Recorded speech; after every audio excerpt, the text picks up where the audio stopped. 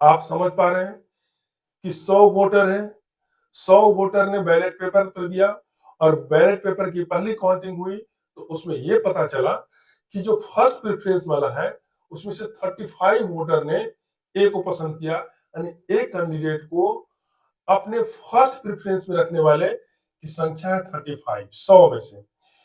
और जो है बी को फर्स्ट प्रेफरेंस के रूप में रखा वो उसकी संख्या है 30। ध्यान से समझिए कि जो लास्ट कैंडिडेट है जिसको सबसे कम मत प्राप्त हुआ है उस कैंडिडेट को मिले मत दूसरे कैंडिडेट में ट्रांसफर हो जाता है। ए बी सी में अब ट्रांसफर हो जाएगा डी का वोट। कैसे ट्रांसफर होता है ये देखिए। दोस्तों नमस्कार। पिछले वीडियो में यानी इसके फर्स्ट पार्ट में भारत में राष्ट्रपति के चुनाव की प्रक्रिया के बारे में समझे, उसमें कुछ मूलभूत कंसेप्ट समझे। हम ये देखें कि राष्ट्रपति का चुनाव जो है अप्रत्यक्ष चुनाव होता है, इसके कंसेप्ट को समझे, अनुपातिक प्रतिनिधि प्रणाली के कंसेप्ट को समझे और एकल हस्तांतरण मत क्या होता है ये चीजें जाने।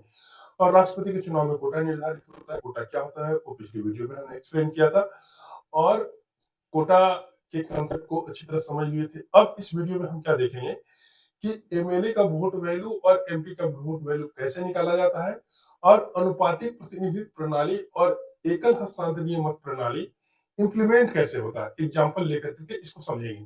तो आइए सबसे पहले ये देखते हैं कि एमएलए का वोट वैल्यू कैसे निकाला जाता है।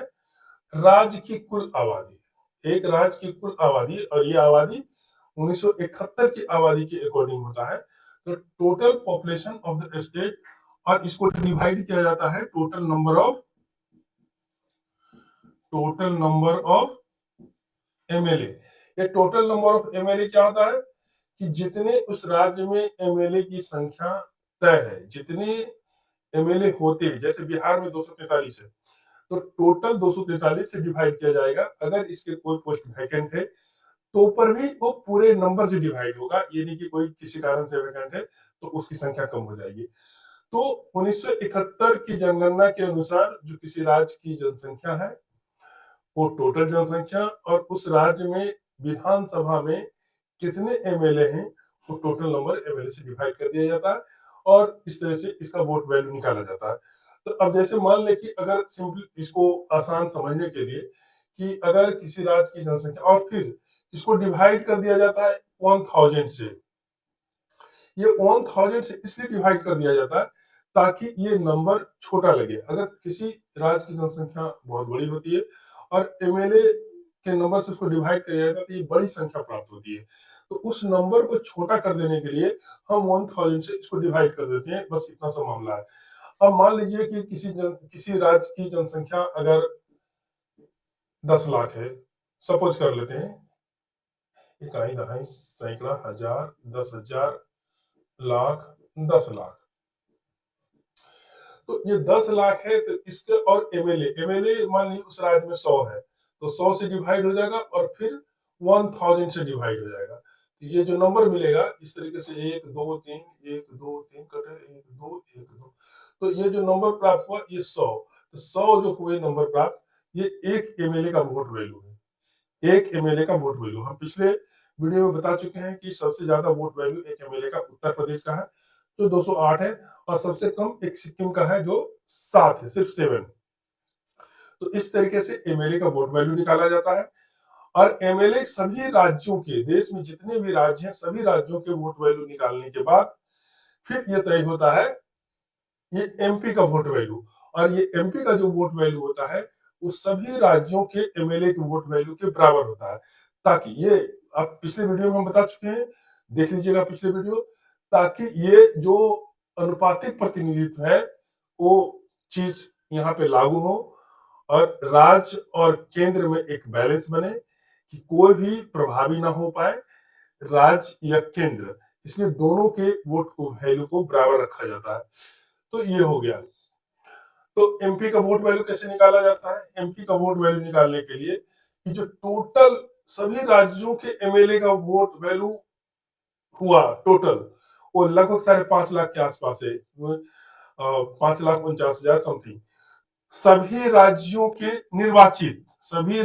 के निर्वाचित एमएलए का टोटल वोट वैल्यू से इसको डिवाइड कर दिया जाता है, किसको? Total number of MPs. Total number of MPs कितने? 776। 776।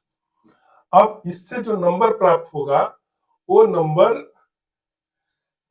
Total vote value of states और total vote value of MPs, अगर इसको टोटल दोनों को करेंगे तो दोनों लगभग बराबर होता है। तो ये एक इस तरीके से अगर डिवाइड करेंगे तो ये एक एमपी का वोट वैल्यू 708 होता है। उम्मीद करते हैं कि ये चीज आपको समझ में आ गया होगा कि एक एमपी का और एक एमएलए का वोट वैल्यू कैसे निकाला जाता है। एक एमएलए का वोट वैल्यू, किसी राज्य का एमएलए का वोट वैल्यू निकालने के लिए उस राज्य की टोटल पॉपुलेशन, तो इसमें बिल्कुल आसानी से आप समझ सकते हैं कि जिस राज्य की जनसंख्या ज्यादा होगी उसका जो एमएलए का वोट वैल्यू है वो ज्यादा होगा।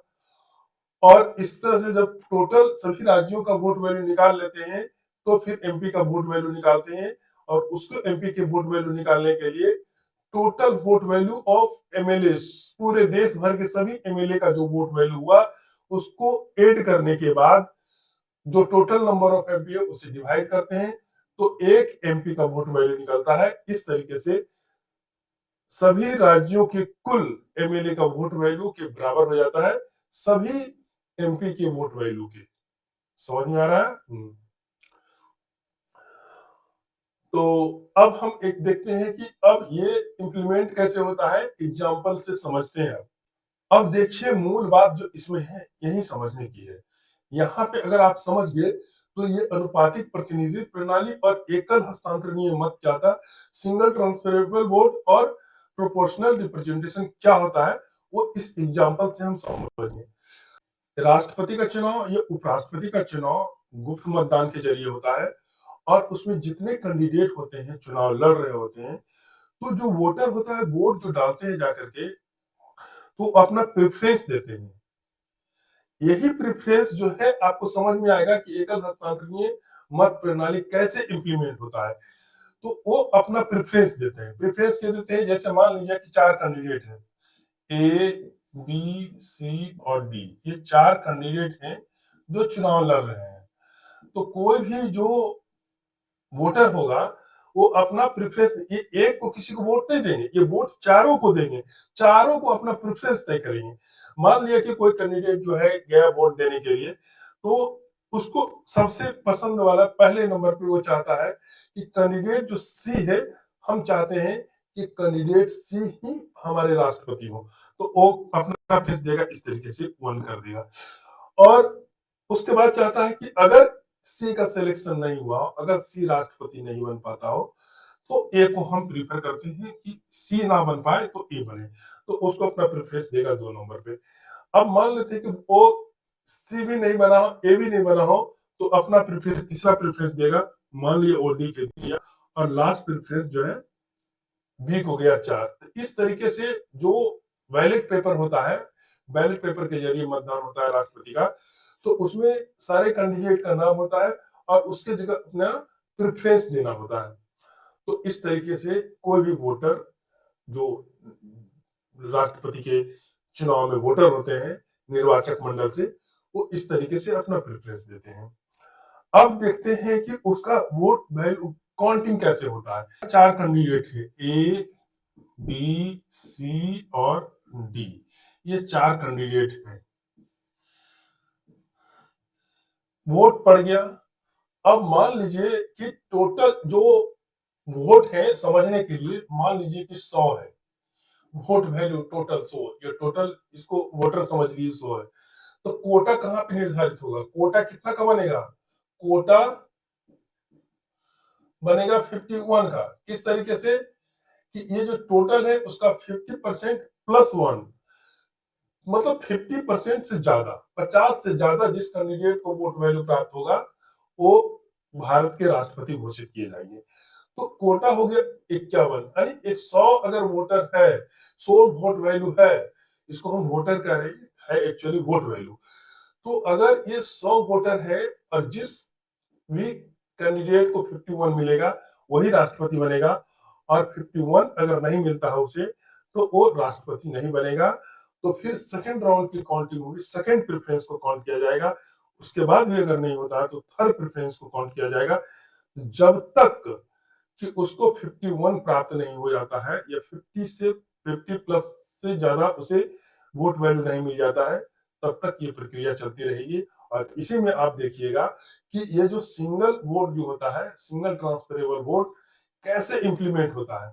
अब 100 वोटर है, अब मान लीजिए कि ए को अपना फर्स्ट प्रेफरेंस के रूप में रखा 35 वोटर, और बी को रखा 30, और सी में दिया 20, और जो बच गया 15 वो मिला डी को। इस तरीके से अपना पहला प्रेफरेंस, आप समझ पा रहे हैं कि 100 वोटर है, 100 वोटर ने बैलेट पेपर कर दिया, और बैलेट पेपर की पहली काउंटिंग हुई तो उसमें यह पता चला कि जो फर्स्ट प्रेफरेंस वाला है उसमें से 35 वोटर ने ए को पसंद किया, यानी ए कैंडिडेट को अपने फर्स्ट प्रेफरेंस में रखने वाले की संख्या है 35 100 में से। और जो है बी को फर्स्ट प्रेफरेंस के रूप में रखा, वो उसकी संख्या है 30। सी कैंडिडेट को जिन वोटर ने अपने फर्स्ट प्रेफरेंस याद रखिए कि पहला जो प्रेफरेंस है उसकी जो इच्छा है कि राष्ट्रपति बने, तो इनमें से कोई एक बने, तो उसमें से जो 35 जो वोटर हैं उसने फर्स्ट प्रेफरेंस ए को दिया, 30 जो वोटर हैं उसने अपना फर्स्ट प्रेफरेंस बी को दिया, और 20 वोटर ऐसे हैं जो उसने फर्स्ट प्रेफरेंस में सी को रखा, और डी को रखने जो व्यक्ति फर्स्ट प्रेफरेंस में चुना वो 15 वोटर है। अब ये जो नंबर आपको दिख रहा है इसमें से कोई भी ऐसा नहीं है कैंडिडेट जो कोटा प्राप्त किया, 51 सबका 51 से कम है।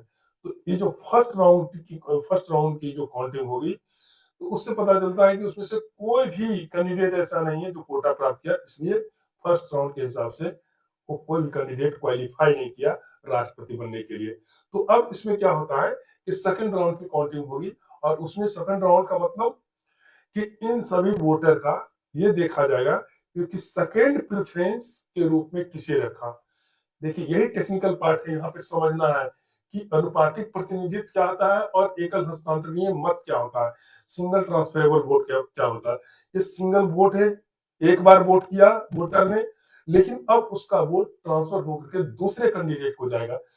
जिसमें होता क्या है, कैंडिडेट होता है जिसको सबसे कम मत प्राप्त होते हैं या जिसको सबसे कम वैल्यू प्राप्त होता है, वो हो जाता है आउट, इस रेस से बाहर हो जाता है, और उसके जो वोट मिले हैं वो दूसरे कैंडिडेट को ट्रांसफर हो जाता है। ध्यान से समझिए कि जो लास्ट कैंडिडेट है जिसको सबसे कम मत प्राप्त हुआ है, उस कैंडिडेट को मिले मत दूसरे कैंडिडेट में ट्रांसफर हो जाता है, ए बी सी में अब ट्रांसफर हो जाएगा डी का वोट। कैसे ट्रांसफर होता है ये देखिए, ये जो 15 वोटर हैं इसने फर्स्ट प्रेफरेंस के रूप में डी को चुना, यानी ये 15 वोटर ने चाहा कि जो डी कैंडिडेट है, लेकिन क्योंकि अब ये रेस फर्स्ट प्रेफरेंस इसको रखा तो सेकेंड और थर्ड प्रेफरेंस उसका देखा जाएगा। तो सबसे पहले भी सेकेंड प्रेफरेंस देखा जाएगा, तो सेकेंड प्रेफरेंस के रूप में किसको रखेगा, आप सोचिए कि फर्स्ट प्रेफरेंस के रूप में डी को रखा, तो ये जो 15 कैंडिडेट है, 15 वोटर हैं जो कैंडिडेट डी को फर्स्ट प्रेफरेंस के रूप में रखा, तो सेकंड भी किसी को रखा होगा, तो सेकंड या तो ए को रखेगा या बी को रखेगा या सी को रखेगा, इतना ही ऑप्शन है। तो ए बी या सी, तो ये 15 वोट जो है सेकंड प्रेफरेंस के कैंडिडेट को ट्रांसफर हो जाएगा। अब ये 15 वोट है, मान लीजिए ए को 3 वोट और बी को 10 और सी को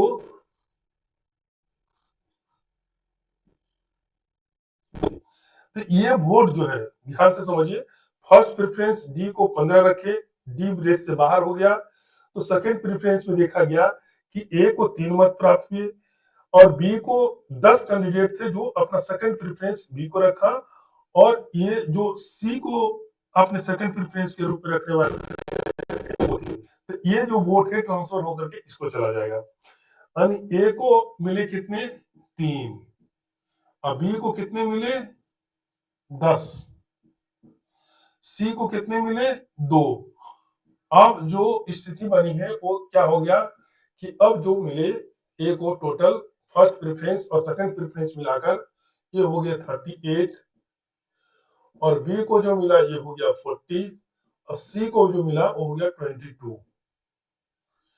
अब देखिए कि फर्स्ट राउंड की काउंटिंग के बाद कोई भी राष्ट्रपति के लिए क्वालिफाई नहीं किया, तो इसके वोट ट्रांसफर हो गए एबीसी में और डी रेस से बाहर हो गया।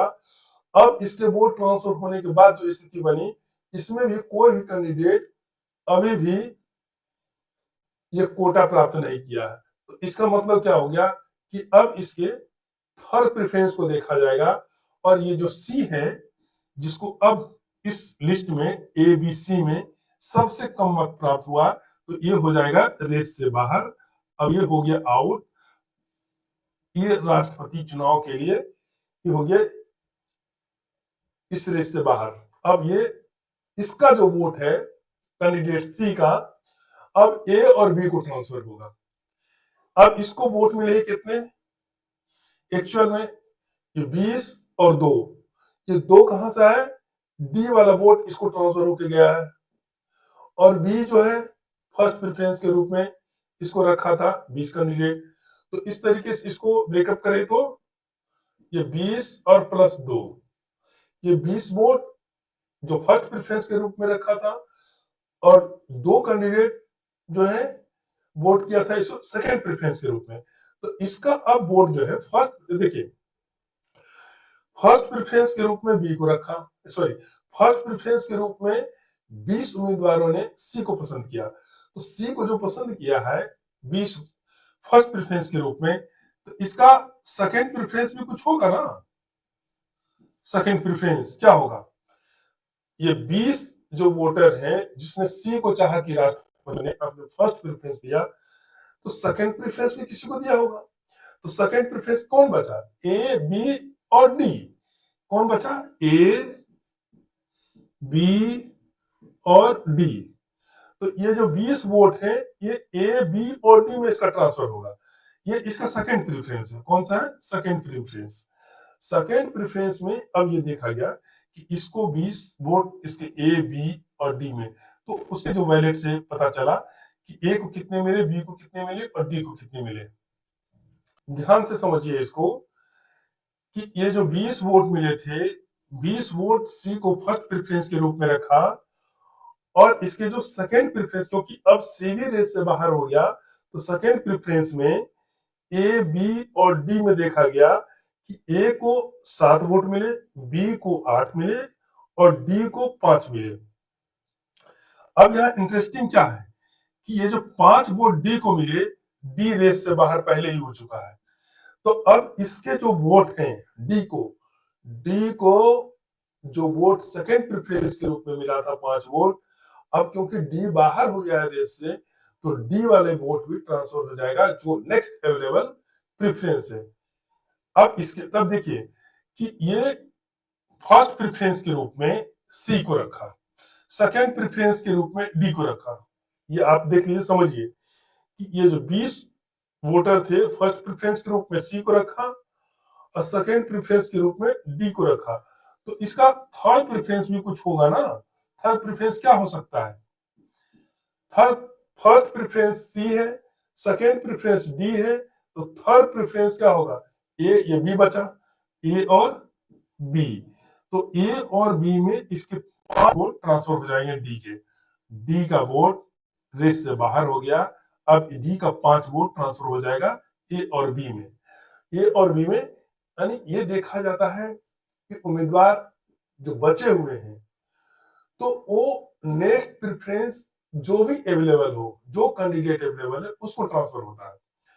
अब डी नहीं है तो डी का वोट ट्रांसफर होगा जो उस वोटर ने अपना नेक्स्ट प्रेफरेंस दिया था, क्योंकि डी को उसने सेकंड प्रेफरेंस के रूप में रखा था, डी बाहर हो गया तो उसके थर्ड प्रेफरेंस ए और बी है, तो ए बी में ट्रांसफर हो जाएगा।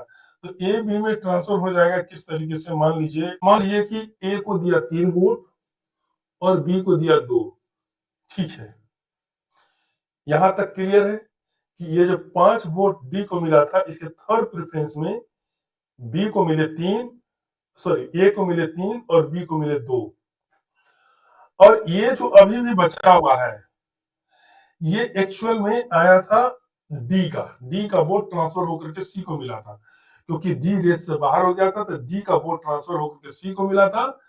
तो डी का जो वोट ट्रांसफर होकर के सी को गया था, तो डी ये फर्स्ट प्रेफरेंस में था। ये जो दो वोटर थे, डी को अपना फर्स्ट प्रेफरेंस रखा था और सी को सेकंड प्रेफरेंस। देखिए, समझिए ध्यान से कि ये जो दो वोट इसको ट्रांसफर हुए थे, ये कहां से गए थे? डी से। यानी कि डी में ये दो जो उम्मीदवार थे, दो जो वोटर थे, डी को फर्स्ट प्रेफरेंस के रूप में रखा था। क्योंकि डी बाहर हो गया तो उसका सेकंड प्रेफरेंस सी था। अब सी भी बाहर हो गया तो इसका जो थर्ड प्रेफरेंस होगा वो क्या होगा? समझ में आ रही है बात? फर्स्ट प्रेफरेंस को दो जो था वो डी को दिया था, डी रेस से बाहर हो गया, सेकंड प्रेफरेंस सी को रखा। तो फर्स्ट प्रेफरेंस उसका डी था, सेकंड प्रेफरेंस सी था, तो थर्ड प्रेफरेंस क्या होगा? ए या बी होगा, ए या बी। तो अब ये दो है, मान लीजिए कि दोनों को एक एक मिला, एक और एक। तो अब ये वोट देखिए ट्रांसफर होगा। ए को मिले फिर 7, यहाँ पे ऐड करिए 7, बी को मिले 8, इसको ऐड करिए 8, और फिर ये दोनों ए को मिले 3, ऐड करिए 3, और फिर बी को मिले 2, ऐड करिए 2, और ए को 1 और बी को 1, ए को 1 और बी को 1। अब इसको टोटल ऐड कीजिए, 45 2 50 है 51। अब यहाँ पे जाके इसको पूरा कोटा प्राप्त हो गया 51, और इसको 49 मिला, ये विजेता घोषित हो गया। 200 मिलाकर के वोट की संख्या वही है 100, है ना? ये वोट वैल्यू अब भी 100 है, तो ये अब विजेता हो गया। उम्मीद करते हैं कि ये बातें आपको समझ में आ रही होगी। अगर नहीं समझ में आया हो तो जरूर हमको बताइएगा। अच्छा, एक और कंडीशन बनता है कि मान लेते हैं कि सारा ये हर प्रेफरेंस को काउंटिंग करने के बाद दोनों को 50-50 मिलता, किसी को भी 51 नहीं मिलता, तो क्या होता? तो उस कंडीशन में जो रिटर्निंग ऑफिसर होते हैं वहां पे चुनाव अधिकारी, वो लॉटरी के जरिए डिसाइड करते हैं और आखिरी फैसला उसी से होता है। अभी तक के राष्ट्रपति के चुनाव में सिर्फ एक बार ऐसा मौका आया है कि सेकेंड राउंड की काउंटिंग हुई यानी सेकेंड प्रेफरेंस देखा गया। जो वीवी गिरी थे वो 50 पॉइंट समथिंग से वो जीते थे, 50.2 या 50.3 वोट वैल्यू उन्हें प्राप्त हुआ था टोटल, यानी 50 से अधिक हो गया तो विजेता हो जाता है। और बाकी अभी तक ऐसा मौका नहीं आया, लेकिन ये ऐसा सिस्टम बनाया हुआ है कि कोई ना कोई ये कोटा प्राप्त करेगा ही। First preference, second preference, third preference में जाकर के देखा जाएगा तो वैसा होगा ही, और अगर नहीं हुआ तो फिर लॉटरी से निकाला जाएगा। तो आपको ये समझ में आ गया होगा अनुपातिक प्रतिनिधित्व, पिछले वाला वीडियो में देख लीजिए। और एकल हस्तांतरणीय मत क्या होता है? एकल हस्तांतरणीय मत का मतलब वोट बैलेट पेपर पे एक ही देता है, लेकिन वो ट्रांसफर होता है दूसरे तीसरे कैंडिडेट को उसके प्रेफरेंस के हिसाब से, अगर कोटा प्राप्त नहीं होता है तो। डी आउट हो गया तो डी का वोट जो है फर्स्ट प्रेफरेंस के रूप में जो 15 का था वो सेकंड प्रेफरेंस वाले में ए बी सी में गया, और क्योंकि सी भी बाहर हो गया तो सी को जो वोट मिले थे डी से और फर्स्ट प्रेफरेंस के रूप में वो दूसरे कैंडिडेट को ट्रांसफर हो गया। यानी कोई भी मत आपका बेकार नहीं जाता है, कोई भी जो आप वोट डालते हैं, जो एक निर्वाचक मंडल वोट डालता है उसका वोट बेकार नहीं जाता, उसका वोट ट्रांसफर हो जाता है दूसरे कैंडिडेट को जिसको वो अपना प्रेफरेंस दिया था, फर्स्ट सेकेंड थर्ड फोर्थ।